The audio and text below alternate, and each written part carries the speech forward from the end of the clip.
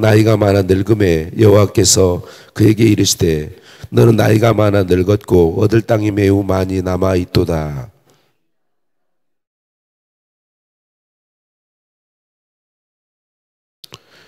곧 애굽 앞 시올 시내에서부터 가나안 사람에게 속한 북쪽 에그론 경계까지와 블레셋 사람의 5 통치자들의 땅 곧 가사 족속과 아스돗 족속과 아스글론 족속과 가드 족속과 에그론 족속과 또 남쪽 아위 족속의 땅과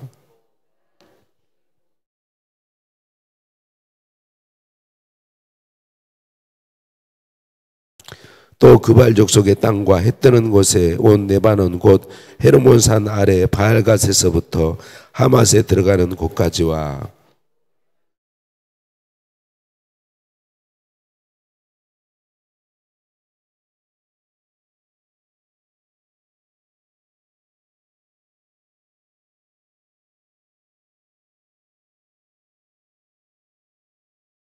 너는 이 땅을 9 지파와 므낫세 반 지파에게 나누어 기업이 되게 하라 하셨더라.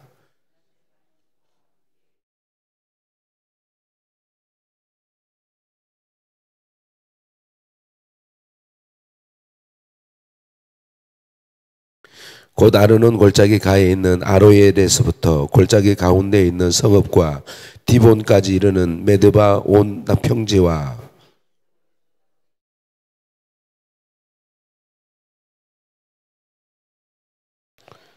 길르앗과 및 그슬 족속과 마아가 족속의 지역과 온 헤르몬 산과 살르가까지 온 바산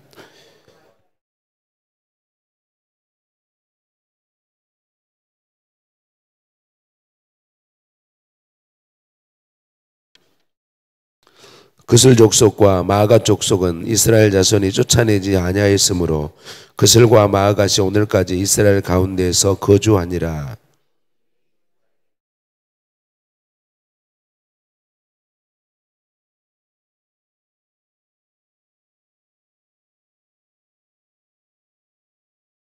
모세가 르본 자손의 지파에게 그들의 가족을 따라서 기업을 주었으니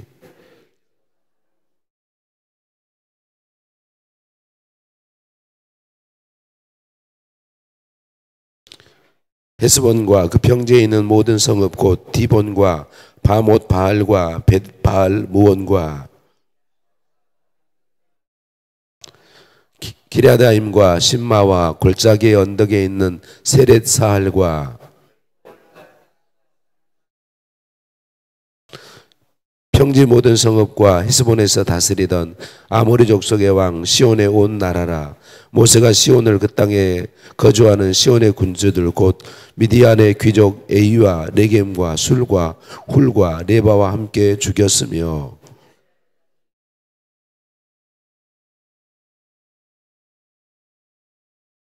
르벤 자손의 서쪽 경계는 요단과 그 강가라.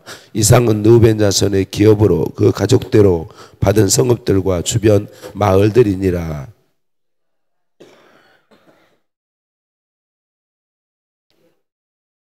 그들의 지역은 야셀과 길르앗 모든 성읍과 암몬 자손의 땅 절반 곧 라빠 앞에 아로엘까지와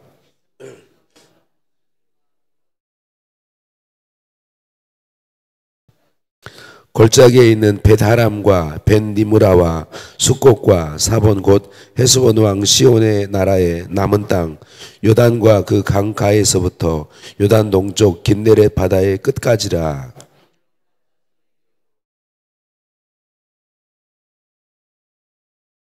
모세가 므낫세 반 지파에게 기업을 주었으되 므낫세 자손의 반 지파에게 그들의 가족대로 주었으니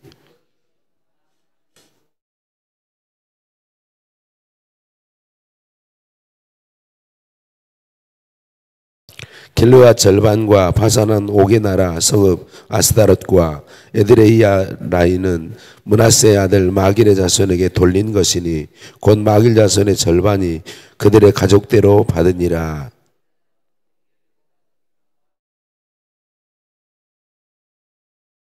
같이 봅니다. 오직 레위 지파에게는 모세가 기업을 주지 아니하였으니 이는 그들에게 말씀하신 것과 같이 이스라엘의 하나님 여호와께서 그들의 기업이 되심이었더라. 아멘. 인사 나누십니다. 사랑을 축복합니다. 사랑을 축복합니다. 한 번 더 인사합니다. 메리 크리스마스. 메리 크리스마스. 성탄의 기쁨과 복이 우리의 삶에 가득하기를 예수님의 이름으로 축복합니다. 하나님께서 약속하신 대로 주신 땅을 이제 분배하는 이야기가 계속 기록되고 있습니다. 모든 지파에게 땅을 분배하는데 오늘 말씀에 레위 지파에게는 땅을 분배하지 않죠.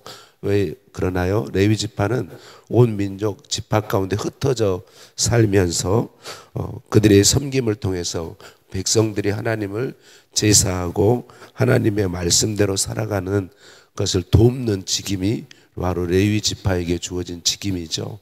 그래서 하나님이 기업이 되셔서 레위 지파의 기업이 되셔서 레위 지파의 삶과 섬김을 통해 이스라엘 백성 전체가 하나님을 가까이하고 하나님의 은혜 가운데 살도록 그렇게 해주신 것이죠. 신명기 10장 8절에 이렇게 말해요. 그때 여호와께서 레위 지파를 구별하여 여호와의 언약궤를 매게 하며 여호와 앞에 서서 그를 섬기며 또 여호와의 이름으로 축복하게 하셨으니 그 일은 오늘까지 이르느니라. 이 레위 지파의 이 맡겨진 직임은 너무나도 소중하고 복된 거예요. 레위 지파의 직임이 레위 지파가 잘 감당할 때, 또 레위 지파가 잘 감당할 수 있도록 온 지파가 함께 힘을 모을 때 하나님과의 관계가 언제나 바를 수 있는 것이죠. 그래서 하나님은 레위 지파를 굉장히 소중히 여기시고 그들의 사역의 직분을 소중히 여기셨습니다. 그래서 구약시대 이스라엘 민족 공동체가 하나님을 가까이하고 하나님을 섬기는 일에 레위 지파의 역할이 중요했던 것처럼 신약시대에 하나님께서 주신 것이 바로 하나님을 가까이하고 바른 신앙 가운데 하나님을 섬기도록 주신 것이 바로 교회 공동체이죠. 하나님은 교회를 세우시고 예수님을 구주로 믿는 우리에게 교회에 속하게 하셨습니다. 그래서 교회를 통해서 하나님을 늘 예배하고 하나님을 가까이하고 하나님 말씀을 듣고 우리의 신앙을 계속해서 하나님의 은혜 안에 하나님을 섬기며 살도록 해 주셨다라고 하는 거죠. 그래서 요한복음 1장에서 3장에 보면 예수님께서 사도 요한에게 말씀하시면서 교회에 편지하게 하시잖아요. 그 편지하기 전에 앞에 1장에 보면 예수님께서 7 교회를 상징하는 7 촛대 사이를 거니시는 것을 보여주어요. 예수님께서 보여주신 이유가 뭔가요? 예수님께서 교회를 돌보시고 교회를 통해서 예수님의 뜻을 이루어 가시는 것을 상징적으로 보여주시는 것이죠. 그래서 교회를 통해 하나님의 일을 이루어 가신다. 그래서 우리는 주님의 몸이라고 표현하고 고백하는 교회를 소중히 여겨야 합니다. 예수 믿는 우리들은 예수님보다 교회가 더 소중한 건 아니에요. 그러나 예수 그리스도를 구주로 믿고 예수님을 섬기게 하는 교회를 소중히 여길 수 있어야 합니다. 교회가 어떤 상태에 있느냐가 우리의 신앙에 끼치는 영향은 너무나도 중요합니다. 교회가 아름답지 못하고 행복하지 못한데 거기에 속한 지체인 성도가 행복할 수 없습니다. 아름다운 신앙을 감당해 갈 수 없습니다. 그래서 우리는 교회를 소중히 여기고 우리 교회가 아름다운 교회가 되도록 하나님 앞에서 아름다운 교회가 되도록 힘써 기도하고 섬기고 하는 일들을 잘 할 수 있어야 되죠. 레위 지파가 잘 사명을 감당할 때 이스라엘 공동체 민족 전체가 하나님과의 관계가 바르게 되었던 것처럼 우리가 교회를 소중히 여기고 교회를 바르게 세워갈 때에 우리 주님과의 관계에서 우리가 모든 속한 성도들이 하나님과의 관계에서 행복을 누린다. 그래서 우리는 교회를 소중히 여겨야 하고 교회를 소중히 여기는 가장 좋은 방법은 내가 언제나 나는 죽고 교회가 주님의 뜻대로 살아가도록 세워져 가도록 하나님 앞에 엎드리는 것입니다. 우리 모두가 하나님 앞에 엎드려서 언제나 하나님의 뜻을 구하고 하나님의 그 뜻에 순종하기를 힘쓰는 것이다. 저와 여러분 모두가 다 우리가 속한 주님의 몸된 교회, 대평교회를 소중히 여김으로 우리 교회가 주님 보시기에 아름다운 교회로 세워지고, 그래서 우리가 우리 교회를 통해서 하나님을 더 가까이 하고 하나님의 뜻을 잘 이루어가게 되기를 예수님의 이름으로 축복합니다. 계속되는 땅 분배 이야기 속에 21절, 22절 말씀에 미디안의 귀족들과 그리고 선지자 발람에 대한 심판의 이야기가 기록되어 있죠. 그들이 죽는 이야기가 기록되어 있어요. 왜 땅 분배 이야기를 하다가 미디안 귀족들의 죽음과 발람의 죽음에 대해서 기록하고 있을까? 발람의 이야기를 잘 알고 계시죠? 모압 왕 발락이 이스라엘 민족이 하나님의 은혜로 시온, 아모리 왕 시온의 땅과 그리고 바산 왕 옥의 땅을, 그 나라들을 다 이기는 걸 보고 큰 두려움에 사로잡히죠. 그래서 모압 왕 발락이 발람이라고 하는 선지자에게 저 민족을 저주해 달라, 저주해 주면 내가 높은 지위와 많은 재물을 주겠다, 그렇게 이야기하죠. 그래서 이 발람은 그 높은 지위와 재물에 욕심이 생겨서 하나님이 나귀의 입을 열어 말하게 하심에도 불구하고 거역하고 가서 이스라엘 민족을 저주하고 싶었는데 저주하지는 못해요. 실패해요. 하나님이 허락하지 않으시니까. 그래서 여기서 이제 포기했으면 참 좋을 텐데 포기하지 않고 모압 왕 발락에게 꾀를 가르쳐줘요. 발람이 가르쳐준 꾀가 뭐냐면 미인계를 사용하라는 거예요. 모압의 예쁜 여인들을 통하여서 이스라엘 민족의 남자들을 유혹해라. 그래서 우상 숭배하게 하고 이방인과 결혼하게, 이방인과 음란한 행위를 하게 하는 그런 것을 가르쳐 주죠. 그로 인해서 이스라엘 민족의 많은 사람들이 이 꾀에 빠져들어가고 결국은 음란한 행위, 하나님 우상 숭배에 빠지게 되고 그렇게 큰 죄에 빠지게 되죠.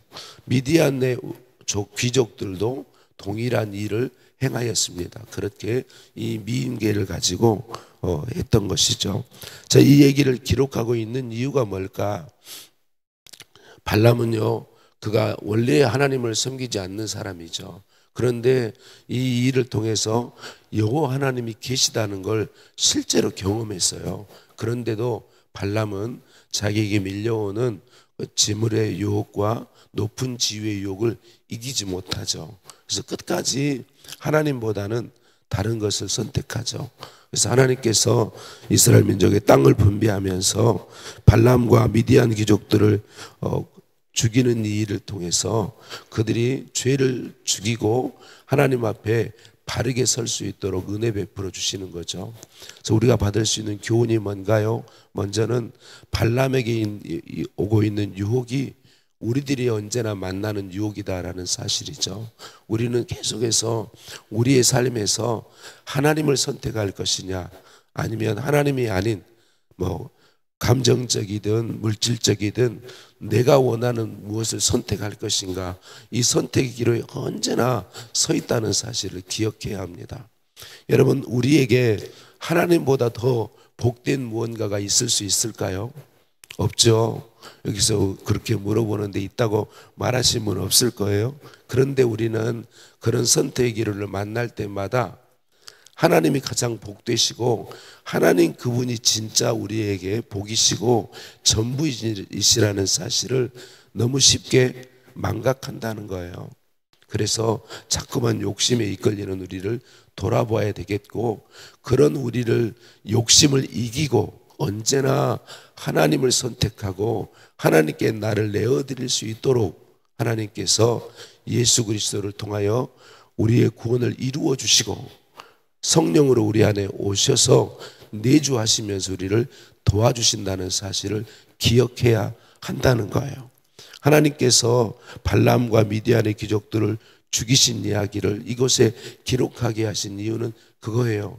하나님께서 죄의 뿌리들을 제거하도록 은혜 주시고 하나님을 언제나 선택하고 하나님께 순종하여 살아가도록 은혜 베풀어 주셨다는 거죠. 이 일을 하나님은 예수 그리스도의 십자가 죽음을 통하여 우리에게 행해 주셨습니다. 그래서 우리는 언제나 기억해야 돼요. 예수님을 구주로 믿는 우리는 계속해서 죄에 져서 죄에 넘어져서 실패의 자리로 가는 사람들이 아니라 부딪혀오는 유혹을 이길 수 있는 능력을 가진 사람들이에요. 그래서 우리는 계속 죄의 유혹을 만나는데 그때마다 우리가 어떤 존재인지를 기억하십시다. 예수님 바라보시고 예수님 의지하시고 우리 안에 와 계신 하나님이신 성령님의 도움을 구하십시다. 혹시 죄의 유혹에 넘어졌어도 그때도 십자가 바라보고 회개하면서 죄의 도우심을 구하십시다. 하나님께서 땅을 분배해 주면서 죄가 아닌 하나님의 뜻대로 살 수 있는 은혜를 베풀어 주셨습니다. 우리에게도 동일합니다. 끊임없이 유혹을 우리가 만나지만 우리는 그 유혹들을 이길 수 있는 힘과 능력의 은혜를 우리 안에 공급받고 있습니다. 오늘도 그 은혜로 승리의 삶을 사는 저와 여러분 모두이시기를 예수님의 이름으로 축복합니다. 하나님 감사합니다. 오늘도 우리에게 말씀으로 찾아와 주시니 감사합니다. 주님의 몸된 교회들을 세워주시고 주님의 몸된 교회 중에 지역교회인 우리 태평교회 사랑하시고 태평교회에 지체되는 복을 주시니 감사합니다.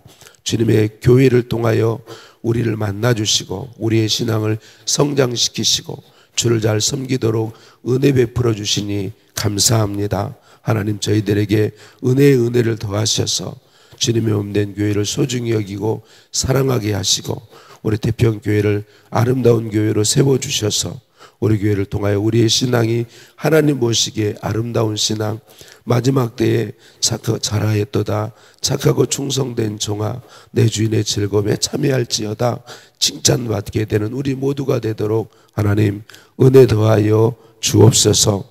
우리 교회를 세워주시고 교회에 속하게 하시니 감사합니다.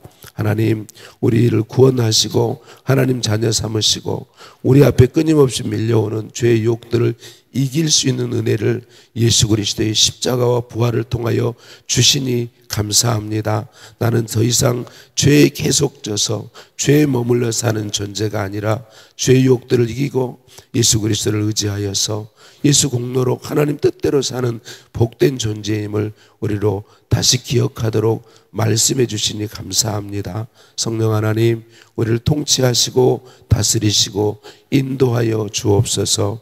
예수님의 이름으로 기도드립니다. 아멘. 하늘에 계신 우리 아버지, 아버지의 이름을 거룩하게 하시며 아버지 나라가 오게 하시며 아버지의 뜻이 하늘에서와 같이 땅에서도 이루어지게 하소서. 오늘 우리에게 일용할 양식을 주시고 우리가 우리에게 잘못한 사람을 용서해 준 것 같이 우리 죄를 용서하여 주시고 우리를 시험에 빠지지 않게 하시고 악에서 구하소서. 나라와 권능과 영광이 영원히 아버지의 것입니다. 아멘.